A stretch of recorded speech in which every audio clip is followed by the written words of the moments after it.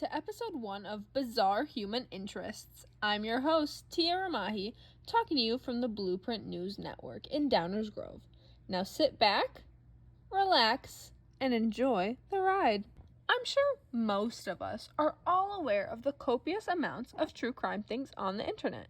To podcasts, documentaries, articles, and even TV series. I'm not shy to admit that I indulge in true crime pretty often. According to a poll done by YouGov America in September 2020, 58% of Americans consume true crime media at least once a week. Listening and watching true crime got me wondering, why are people interested in such a bizarre and dark topic? It's not something lighthearted you could just turn on in the background.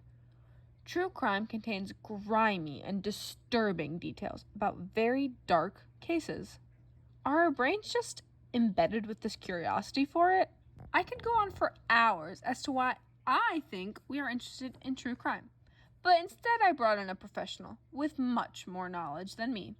Psychology teacher Brian Swade is here to inform us about our brain's makeup and why it latches on to certain interests. Humans have a curiosity with morbidity, and there's some thought that it's kind of like an evolutionary trait, right? The idea that if you're more aware of your own morbidity or what could cause harm, you're more likely to survive. So, there's this theory that we have that morbid curiosity because it actually does help with survival. Now that we understand more of the psychology behind what intrigues us about true crime, I think we need to broaden our viewpoint a little. Millions of people each and every day consume true crime media, but their stance on the topic may differ from a professional's opinion. Senior Drew Clemens has been a raging true crime fan since 2019.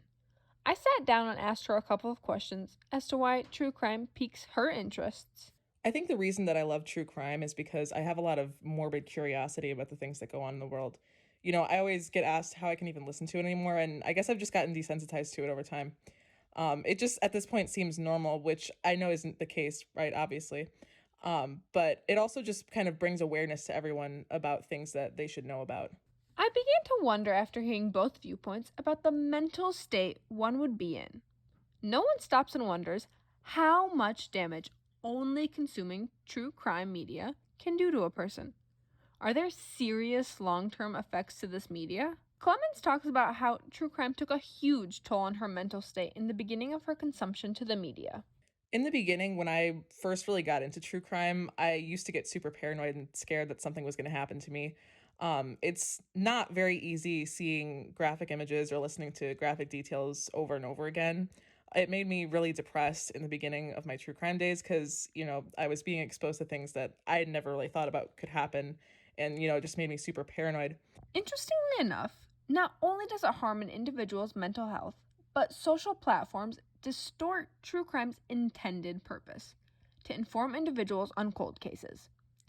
Its entire premise is meant to help people, but it's begun to harm more than it helps. Swader talks to me about the negative attributes that true crime has, not only on the effects it does to someone's mental state, but what it does across social media platforms. Yes, social media can absolutely take these and cause them to kind of blow up, and not in a good way. Social media in itself, right, can be all-consuming, and you find yourself kind of down the rabbit hole, and you find people that might not be sleeping, right, might struggle with their jobs or their relationships because they're so focused on this. That wraps up this week's Bizarre Human Interest story. I hope you were able to get a new perspective on a topic that took the world by storm. In the meantime, make sure to stay bizarre. Thank you for listening to the Blueprint News Network, Bizarre Human Interests, with your host, Tia Ramahi, signing off from Downers Grove.